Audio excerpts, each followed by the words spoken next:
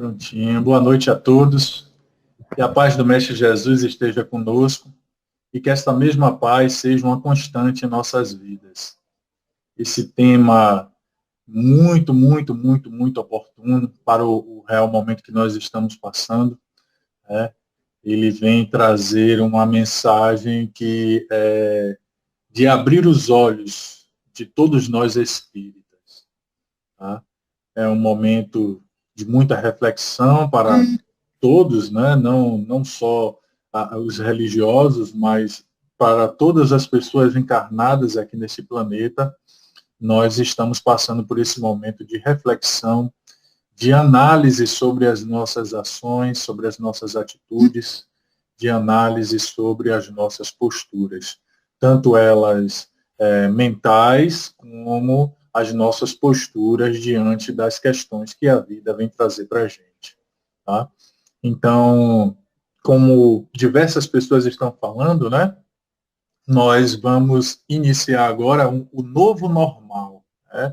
Porque nós estávamos acostumados a fazer diversas atividades antes da pandemia e agora nós vamos ter que nos adaptar em todos os sentidos. E isso vai impactar diretamente nas nossas ações, no nosso psiquismo também. Isso de forma a gente ter que ter uma nova postura mental, uma nova postura comportamental diante da vida. E o que Emmanuel traz nesta mensagem é justamente este chamado, né? Este chamado, e veja que Emmanuel fala disso aí lá nos anos 60. Essa mensagem é dos anos 60, se eu não me engano, 1964, essa mensagem é. Então, Emmanuel vem trazer essa mensagem muito antes da questão da pandemia. E aí ele fala da hora do desânimo. E aí ele vem pontuando diversas situações que a gente encontra diante das nossas situações diante da vida, diante da família, diante da sociedade, perante ao centro espírita, aos nossos irmãos de caminhada dentro da casa espírita. Então essas situações aparecem por todos os lados, né? Em toda a nossa vida nós vamos estar recebendo essas investidas que vão fazer com que a gente repense a nossa movimentação diante do trabalho no bem. Emmanuel pontua que a gente, quando comete erros, principalmente quando nós cometemos erros, quando nós já adentramos a doutrina espírita, quando nós já conhecemos os postulados espíritas, tudo aquilo, toda aquela gama de conhecimento que a doutrina traz, a gente vai analisar a nossa postura de uma outra forma. Isso aconteceu comigo quando eu comecei a me interessar mais pela doutrina, porque dentro da doutrina eu estou desde os 7 anos, né? Mas quando eu comecei a me interessar mais pela doutrina, a estudar mais, a me debruçar mais sobre os livros do Pentateuco espírita, né? Os outros escritores espíritas também, quando eu comecei a analisar aquilo que os espíritos trazem para a gente, de forma muito didática, de forma muito prática, a nos ensinar que nós precisamos executar o que Jesus nos ensinou, eu comecei a olhar para trás. Eu comecei a analisar a minha vida antes de me debruçar, antes de entrar de cabeça realmente na doutrina espírita. E, nossa, a gente para olhar para trás, chega a dar vontade de chorar, né?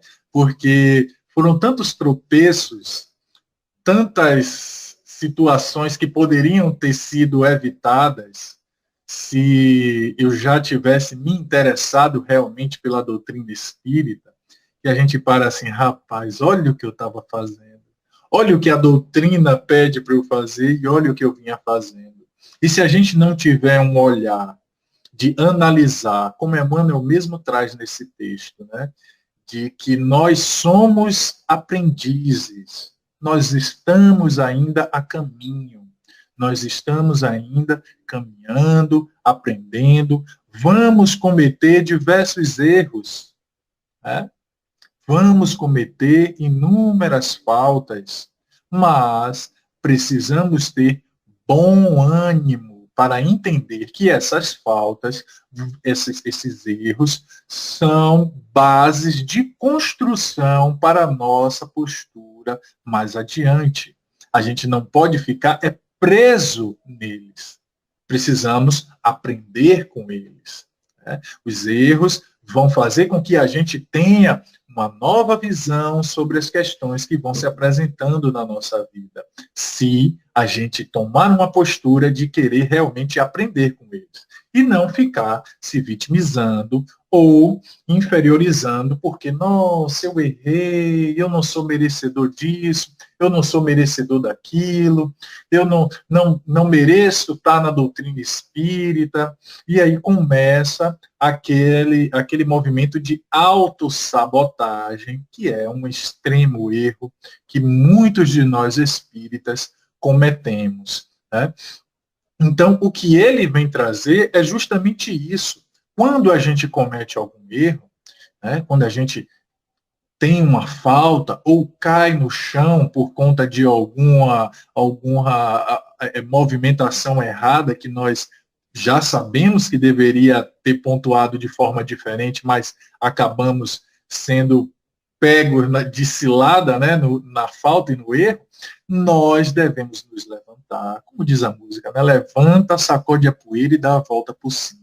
A gente tem que se levantar, a gente tem que buscar a doutrina espírita novamente, né, interiorizar as suas mensagens, olhar para o erro, tá, olhar para ele, isso é de fundamental importância, e verificar o que foi que fez com que a gente caísse neste erro. Geralmente, meus amigos, nós caímos mais de uma vez no mesmo erro. Muitas das vezes, e isso é complicado porque a gente tem tantos novos erros para cometer e a gente acaba cometendo diversas vezes o mesmo erro, né? E essa é a grande problemática. É isso aí que Emmanuel quer que a gente pare de cometer, né? É isso que ele nos chama para que a gente possa dar o passo adiante, um passo à frente, caminhar um pouco mais, caminhar em direção a Jesus. E isso está justamente nas movimentações e nas escolhas que nós vamos fazer, tá? Essas novas escolhas dentro daquilo que a gente já vinha fazendo antes é que vai fazer com que a gente evolua, é que vai fazer com que a gente tenha um novo olhar, uma nova visão diante das mesmas situações que acontecem com a gente. Olha que coisa, né? Quer dizer, eu vou ter uma nova postura diante das situações que se apresentam para mim. Ora, se no trânsito eu sou agressivo, se no trânsito eu sou violento, se no trânsito eu tenho uma direção ofensiva, eu posso mudar. Eu posso ter uma direção defensiva, eu posso ser mais tranquilo, fazer um mantra que Joana de Ângeles nos ensina, né? Nada nem ninguém tira a minha paz. Isso tem que estar na nossa cabeça, principalmente nós espíritas, tem que estar na nossa cabeça sempre. Nada nem ninguém tira a minha paz. Isso como um mantra na nossa cabeça, a se repetir constantemente. E aí fazendo com que a gente acerene as nossas ideias e não permitindo que o meio exterior tenha influência nas nossas escolhas e nas nossas movimentações, né? E aí, diante do trânsito, eu vou ter uma outra visão. Diante do trânsito, eu vou ser um outro motorista, ou um outro pedestre, ou um outro ciclista, né? E essas movimentações nós vamos levar para todas as situações dentro da nossa vida. diante de uma discussão, se calar, né? Dentro do nosso lar, entender as necessidades das pessoas que estão próximas a gente. Tá? Isto é trabalho de amor, trabalho de caridade. Isso vai fazer com que a gente tenha uma nova postura e dê um passo adiante, que é o que a doutrina espírita nos convida. Né? É o que Emmanuel nos convida nesta passagem. Então, na hora do desânimo, quando a gente comete algum erro, elevemos o nosso pensamento ao alto, oremos ao Cristo, façamos uma oração e pedimos perdão. Né? Mas a movimentação de pedir perdão é fazer com que esse perdão seja construído dentro de nós. Porque só vai utilizar do perdão aquele que foi ofendido. Será que Jesus vai se ofender com nossos erros? Será que Deus vai se ofender com nossos erros? Não.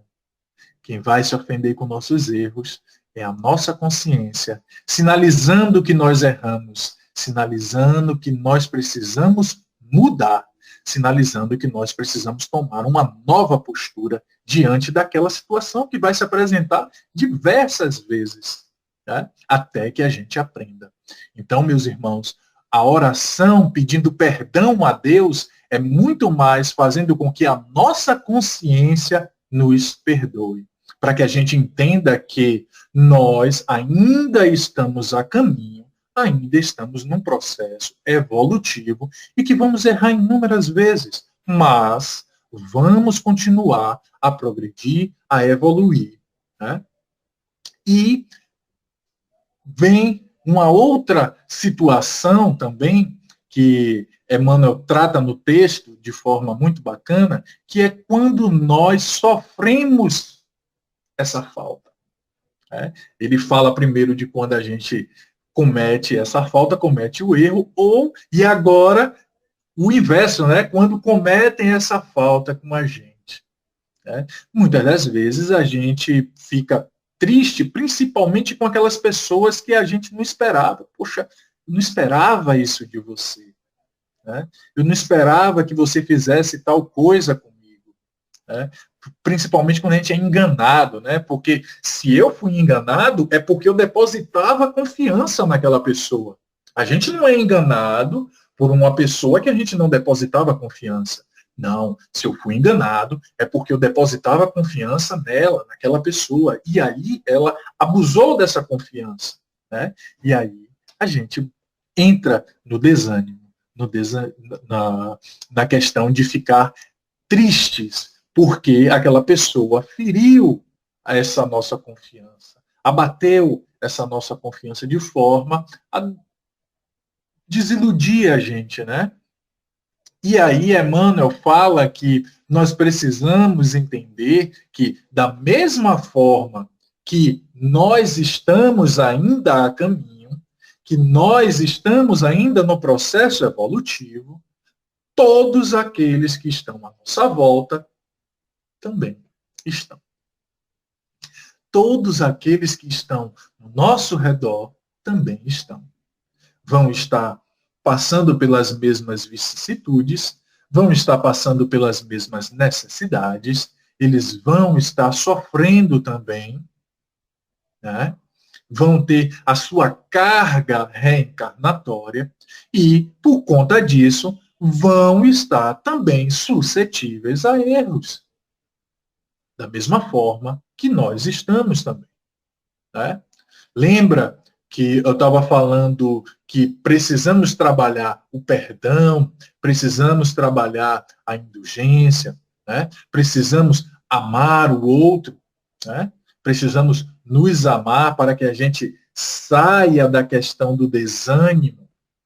Né? Nós vamos agora fazer essa movimentação em direção ao outro. Porque nós fomos enganados. Nós recebemos uma falta do outro. Nós fomos feridos por uma pessoa que a gente confiava ou por uma pessoa que está próxima a gente. O que fazer? Eu vou ficar no desânimo? Não. né? Jesus fala para Pedro, Pedro já entendendo das questões que o Cristo veio trazer, né, dos ensinamentos do Cristo, e aí ele vem fazer uma pergunta para Jesus a respeito do perdão. Cristo, quantas vezes eu devo perdoar a falta de meu irmão? 4 vezes? 7 vezes? Ou mais? Aí Jesus, 7 vezes, Pedro? Não. 7 vezes, 7 vezes, 70 vezes 7. Imagine, 70 vezes 7 vezes. Dá um número infinito aí, né? A perder de vista. E veja que ele já entendeu o que o Cristo trouxe, né? Porque na época o perdão era aceitável, com a lei da época, né, a lei mosaica, era aceitável até 4 vezes perdoar. E aí ele traz essa questão, né? 7 vezes? Aí Jesus não, 70 vezes 7 vezes. Né? Que é um sinal que ele já entendeu que ele precisava sair do senso comum. Não, eles perdoam 4, então deixa eu acrescentar um pouquinho mais aqui. Então, nós precisamos trabalhar o perdão. E o perdão não é a gente ficar naquela situação de esquecer a falta. Não, é esquecer o sentimento que faz com que a gente lembre a falta. Né? O sentimento que vai nos abater, o sentimento que nos vai deixar tristes. É esse sentimento que nós devemos esquecer, tirar da nossa mente. Porque a falta a gente vai continuar lembrando, né? Vai levando e vai entender. Mas aquele sentimento de tristeza, de pesar, de desânimo, né? Até muitas vezes, além disso, né, o de vingança, né? A gente precisa retirar da nossa vida, retirar do nosso entendimento, do nosso dia a dia ali. Porque nós já precisamos estar na movimentação de amar o próximo como nós mesmos. Fazendo isso, nós não vamos nos entristecer com uma situação dessa. Vai vir a falta do outro, nós vamos sofrer, tá? Vai sentir, pode ficar triste, não tem problema nenhum. O nosso estágio de evolução ainda faz com que a gente sinta essas movimentações do outro em direção a nós. Isso é extremamente comum ainda, tá? O que nós não podemos fazer é ficar presos ao desânimo. O que nós não podemos fazer é ficar no chão, como a gente tinha dito no início, né? Levanta, sacode a poeira e dá a volta por cima. E segue adiante. O que eu estou falando da questão do perdão é porque muitas das vezes essa mesma pessoa que cometeu uma falta com a gente, essa mesma pessoa que nos enganou, que nos tratou de forma a ferir a nossa confiança, ela vai fazer outras vezes. Não tenha nem dúvida disso. Ela vai cometer outros erros. E principalmente se essa pessoa for do nosso núcleo de convivência, né? Familiar, trabalho, social, o que seja, né? Dentro da casa espírita. Tá? Então, ela vai estar suscetível a novos erros. Então, é por isso que eu trouxe a questão do perdão. Porque o perdão vai nos auxiliar a sair do desânimo, a sair do sofrimento, a sair desta dor que vai fazer com que a gente tenha raiva do nosso irmão. Né? E aí Emmanuel traz uma outra questão também, que é referente às nossas atividades, às nossas obrigações diante da sociedade. Né? Aí vem família, trabalho, escola, estudo, casa espírita, né? O condomínio, que seja, a vizinhança. Então, nós temos diversas obrigações dentro dos nossos núcleos sociais que são muitas das vezes, só nós podemos executar. E aí a gente cai no desânimo. Muitas das vezes é por conta da repetição da atividade, por conta da sucessiva repetição daquela movimentação diante da atividade que vai fazer com que a gente caia na mesmice ou no desânimo. É por isso que nós precisamos estar permeando outras situações, outras oportunidades de aprendizado, para que a gente não caia na mesmice. Algo correlato à atividade que nós fazemos, tá? Para que a gente possa se reinventar. Porque a motivação, ela não vem de nada exterior. A gente pode até achar gatilhos exteriores, gatilhos externos, né? Mas a movimentação para a autoestima, elevar a autoestima, fugir do desânimo e essa questão motivacional nossa é algo íntimo, é interno. Nós não vamos achar em lugar nenhum externo, não. Está aqui dentro. É da gente, é próprio da gente. Tá? É uma energia que está aqui dentro que nós precisamos fazer com que essa movimentação esteja em constante trabalho para que a gente não caia no desânimo. E aí as tarefas que nós vamos fazer, seja ela no núcleo social ao qual nós estejamos inseridos, qualquer ele que seja, a tarefa que nós vamos fazer é ter um entendimento de que fazemos ela por amor. Olha que coisa. Em todas as movimentações do Cristo, ele colocou amor. Tudo que ele fez, ele pôs amor. Isso é um ensinamento para a gente, para que a gente tenha a mesma postura diante das questões que são pertinentes à nossa encarnação. Nós vamos ter inúmeras oportunidades dentro da nossa encarnação. Inúmeras oportunidades de fazer o bem, né? De se melhorar moralmente, de se melhorar espiritualmente, de se elevar na escala espiritual. Precisamos aproveitar ao máximo essas oportunidades. E é aí que está a movimentação de colocar tudo, todo o nosso entendimento, todo o nosso amor, todo o nosso sentimento nas atividades que nós vamos fazer. Uma frequentadora da casa ao qual eu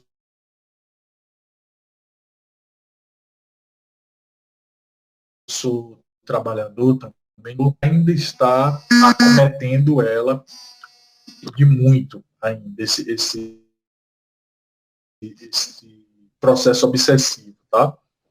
O que acontece? Nós indicamos para ela o trabalho da caridade. Direcionamos ela para o trabalho da caridade. Mas aí era uma pessoa que estava lá nessa tarefa, assim, estou aqui, mas não estou aqui, mas não estou, né? Quer dizer, o corpo estava fazendo a tarefa, estava lá o corpo, mas a mente não. A mente estava vagando, pensando nas problemáticas da vida, pensando em outras e outras questões que não era pertinente ao trabalho de caridade. Surtiu efeito? Não, não surtiu efeito. Não surtiu efeito, porque ela precisava estar conectada corpo e mente na atividade. Nós nos entregamos neste trabalho, nas tarefas, independente de qual ela seja, de corpo e alma. E isso já vem de antes da execução da tarefa. A preparação, a conexão com o mais alto. Né? Uma coisa que minha mãe me ensina desde criança é a oração para tudo. Se você vai tomar um banho, faça uma oração. Se acordou, faça uma oração. Você vai comer, faça uma oração. Se você vai ler um livro, pare antes, faça uma prece, vá ler o livro. Você vai vendo que acontece uma coisa diferente quando você faz isso.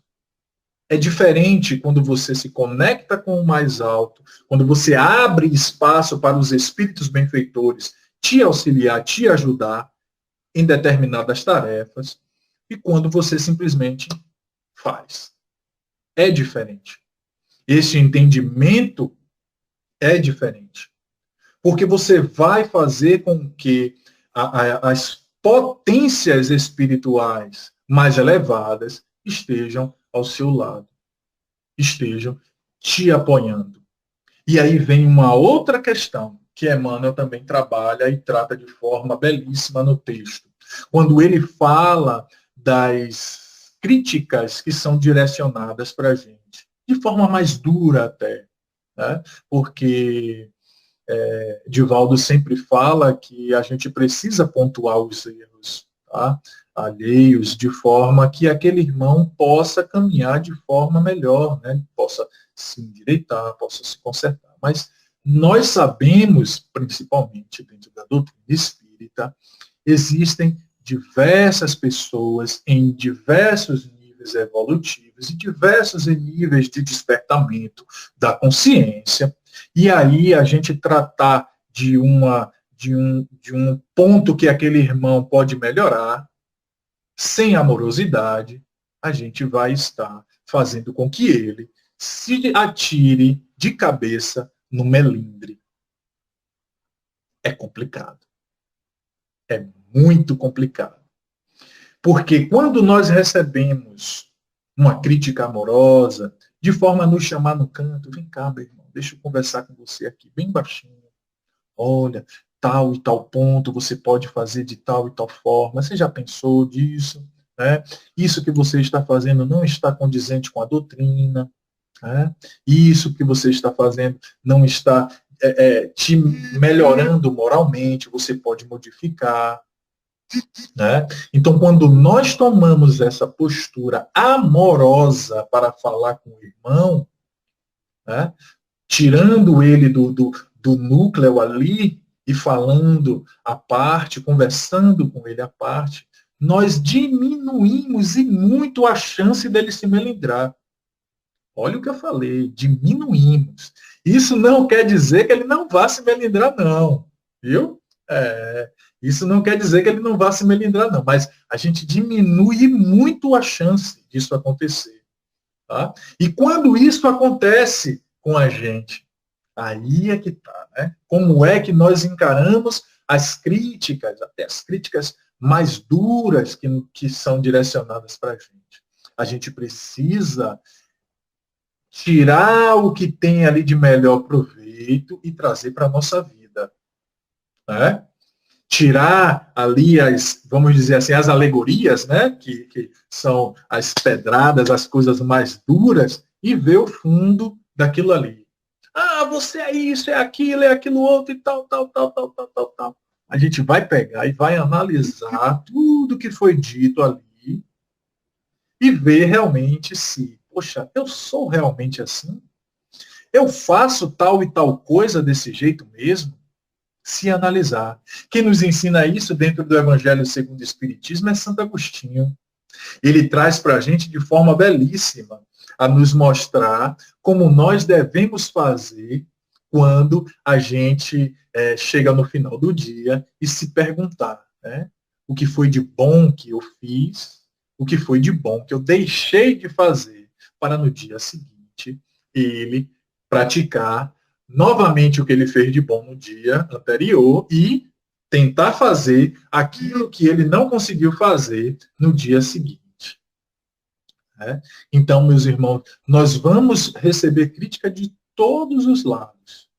Principalmente se a gente for buscar uma atividade nova, se a gente for buscar uma situação nova dentro da nossa vida.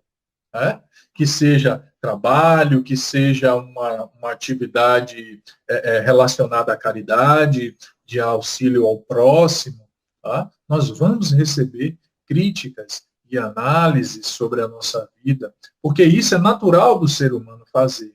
Tá? Basta a gente ter o discernimento de retirar aquilo que é bom e trazer para a nossa vida. Analisar, né, os pontos que nós precisamos melhorar, certo? E fazer com que a gente tenha realmente uma postura diferente do que a gente estava tendo antes. Porque se aquele irmão trouxe essa crítica, se aquela irmã veio falar com a gente de forma a sinalizar algum ponto que a gente precisa melhorar, nós temos como obrigação ver que ponto é esse que ela está sinalizando. Que ponto é esse que eu preciso me modificar, me melhorar e interiorizar estas informações para poder colocar em prática no meu dia a dia. Né? É esse o convite que a gente precisa fazer para a nossa consciência. É esse o convite que nós precisamos fazer na nossa vida. Porque nós conseguimos nos modificar.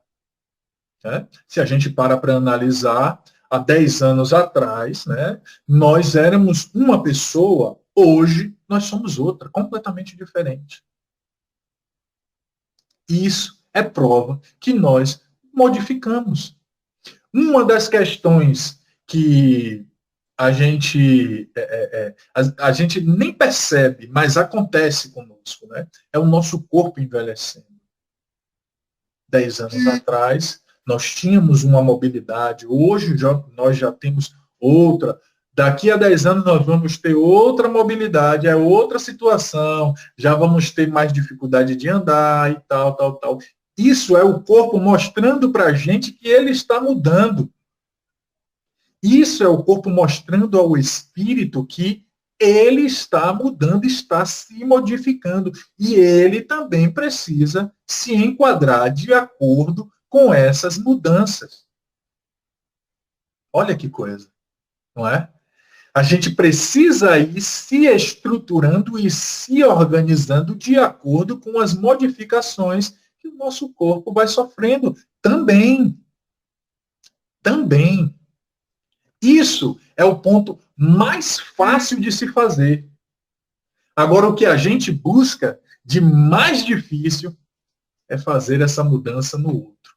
Modificar o outro. Ou esperar que o outro mude, esperar que o outro tenha uma postura diferente, já que ele, agora o meu companheiro, a minha companheira, está dentro da casa espírita, está numa religião qualquer, eu vou esperar dele uma nova postura, eu vou esperar dela uma nova postura. E aí, o irmão não se modifica, a irmã não se modifica. Continua do mesmo jeito, da mesma forma.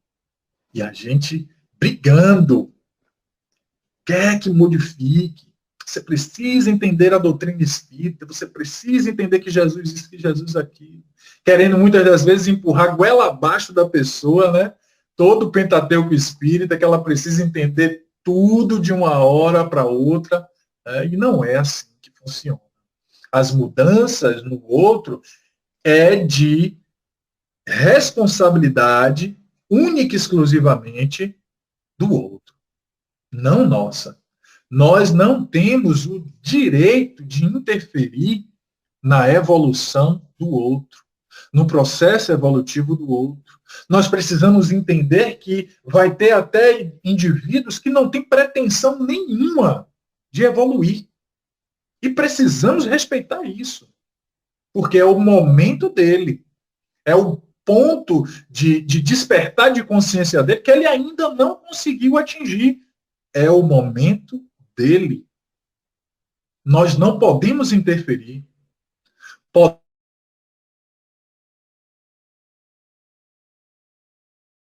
Podemos auxiliar, ainda tem pessoas que não têm o interesse ou a pretensão de evoluir e também não vai aceitar ajuda muitas das vezes. Muitas das vezes ele não quer nem saber dessa ajuda. E aí, o que é que a gente vai fazer? Vai interferir de vez?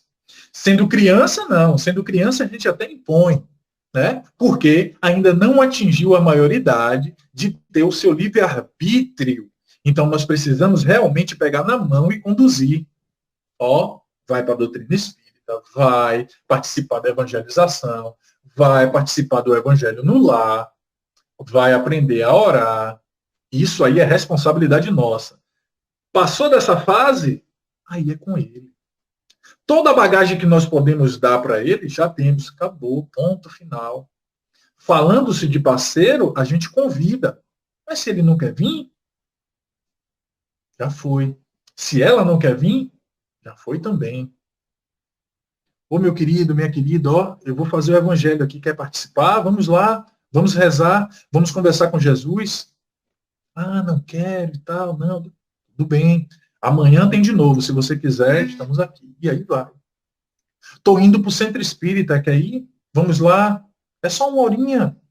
Ou uma live dessa, por exemplo, liga, bota na televisão, bota no celular, e diz a ele ou a ela, ó, senta aqui do meu lado, vamos assistir essa palestra. É dessa forma que nós vamos poder fazer. Né? Auxiliar e não determinar, não impor. Né? Porque precisamos entender que todos nós somos aprendizes no processo evolutivo. Nós estamos a caminho. Uns vão caminhar mais rápido, outros mais lento, mas estamos a caminho. Estamos no processo de caminhada e não podemos deixar que o desânimo nos atinja, porque o meu marido não quer modificar, porque a minha esposa não quer modificar, porque ela me cobra, porque ele me cobra, e cair no desânimo, e ficar triste, e deixar de ir para a casa espírita por causa disso, e deixar de assistir as palestras por conta disso, deixar de estudar, deixar de ler o livro, deixar de fazer o evangelho no lar, porque o desânimo é como o vírus, se espalha igual o Covid-19, da mesma forma. Basta estar perto de quem está desanimado e a gente fica desanimado também. Faça o teste. É assim mesmo que acontece. É igual o Covid. Basta estar perto de quem está contaminado que a gente se contamina. Não é assim o Covid-19? A mesma coisa é o desânimo. E se espalha como um vírus. Destrutivo também. Vai fazer com que as nossas forças sejam drenadas, retiradas do nosso âmago, da nossa força de vontade, de viver, de lutar, de querer fazer aquilo que é o correto, daquilo que é o bom, daquilo que é o certo a ser feito. Né? Então, nós estamos em um planeta de provas e expiações, já no processo de caminhada, chegando bem próximo ali do de regeneração. Alguns estudiosos do Espírito já falam que nós já estamos em regeneração, né, nos seus primeiros passos. Tá? Então, vamos precisar de muito ânimo, de muito bom ânimo para poder seguir com as nossas tarefas, com as nossas atividades. O coronavírus, fazendo com que a gente fique em casa, abate a gente. Quantos e quantos foram os irmãos que desistiram da vida desse processo da pandemia? Quantos foram os irmãos que se jogaram no desânimo e entraram na depressão? Quantos foram os irmãos que, podendo fazer diferente, não o fizeram? Caíram na mesmice de não fazer nada, de não se modificar, ou diminuindo as suas tarefas diante da possibilidade que o coronavírus nos trouxe, que a gente poderia até aumentar essas atividades, e a gente diminuiu drasticamente. Né? Tem gente que nem live está assistindo, tem gente que não está participando de estudos na casa espírita, que muitas casas espíritas estão fazendo desta forma aqui que nós estamos fazendo. Né? Neste presente momento, agora mesmo, nós estamos tendo ESD na casa espírita qual frequente, né? De forma virtual, e estão tendo muito avanço. Estão progredindo e muito, né? No ambiente do lar, no conforto do lar. Então, meus irmãos, essa passagem que Emmanuel traz para a gente, na hora do desânimo, é para que a gente aperte o botão de ligar aqui da nossa consciência e vejamos quais atividades nós precisamos fazer com mais ânimo, quais as questões da nossa vida que nós precisamos encarar com mais determinação, quais as atividades dentro do nosso núcleo social que nós precisamos encarar com mais determinação, com mais amor, amor a nós mesmos, amor ao próximo, amor a Deus.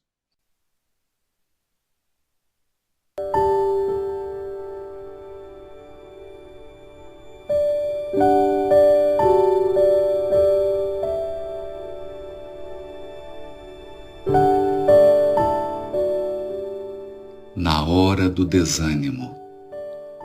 Desânimo em ação espírita cristã é francamente injustificável. Vejamos alguns apontamentos suscetíveis de confirmar-nos o acerto. Se formos ludibriados na expectativa honesta em torno de pessoas e acontecimentos, desânimo nos indicaria o propósito de infalibilidade, condição incompatível com qualquer espírito em evolução.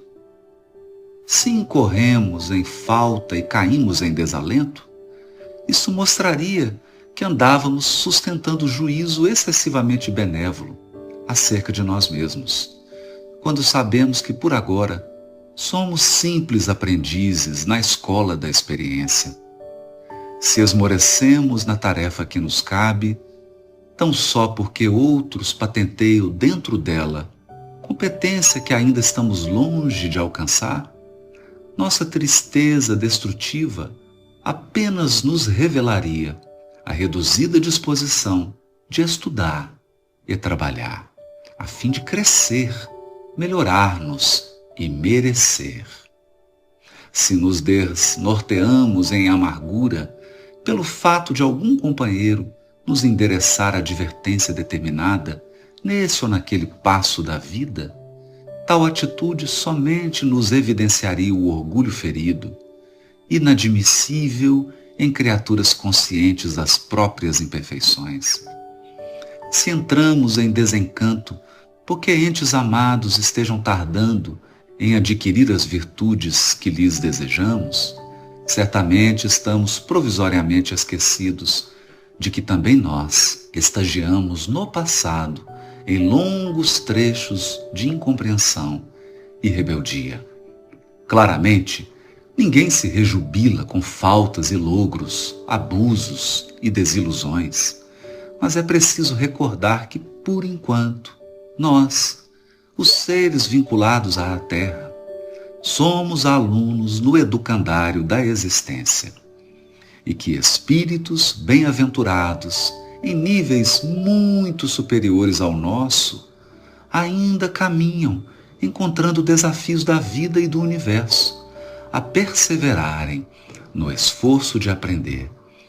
Regozijemo-nos pela felicidade de já albergar conosco o desejo sadio de educar-nos, e toda vez que o desânimo nos atire ao chão da dificuldade, levantemo-nos tantas vezes quanto forem necessárias para o serviço do bem, na certeza de que não estamos sozinhos e de que muito antes de nossos desapontamentos e de nossas lágrimas, Deus estava no clima de nossos problemas, providenciando e trabalhando.